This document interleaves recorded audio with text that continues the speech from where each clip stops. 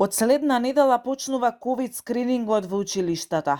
Ученици од сите основни и средни училишта во Македонија ќе бидат тестирани за коронавирус, со цел да се утврди дали постојат асимптоматски носители на вирусот меѓу децата и дали тој се пренесува во самите училишта. Скринингот ќе опфати околу 8200 деца, кои ќе се тестираат по случаен избор, за што ќе се бара и писмено одобрение од родителите. Не гледаме зголемен број на заразени ученици во било кој училиште, ниту во основните, ниту во средните. Целта на скринингот е да се откријат ако има асимптоматски носители. Значи ќе имаме еден податок повеќе во однос на тоа што би значило носење одлуки за наставата, организацијата.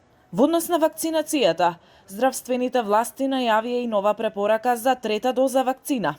Бустер доза на Pfizer сега ќе може да ја примат сите граѓани без разлика на возраста.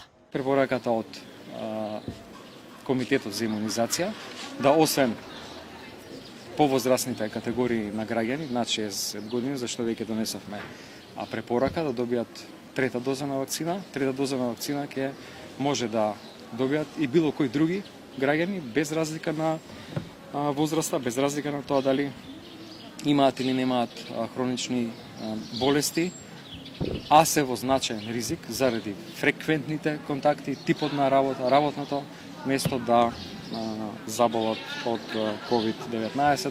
Докторите ги прекорија надлежните. Според нив скринингот нема да даде реален резултат. Професорот Даниловски вели за да се држи вирусот под контрола, потребно е тестирање барем еднаш неделно и тоа на сите ученици во основното и средното образование.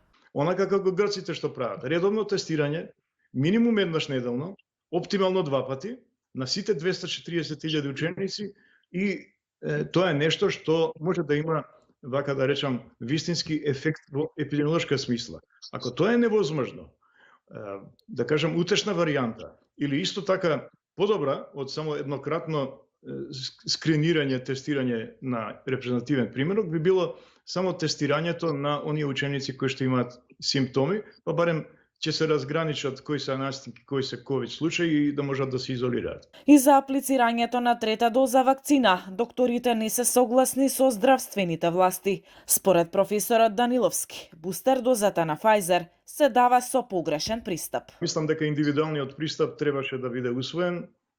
Секој што прележал или поминал 2 дози, да се тестира, нели, да се види колку му се антителата, особено оние кои што се вакцинирани со овие помалку имуногените вакцини, ама ете се отиде вака шематски. Во однос на скринингот кај учениците пристигнаа и првите реакции. Родителите збунети и неинформирани прашуваат на кој начин, каде и каков ќе биде тој случаен избор за да бидат тестирани нивните деца.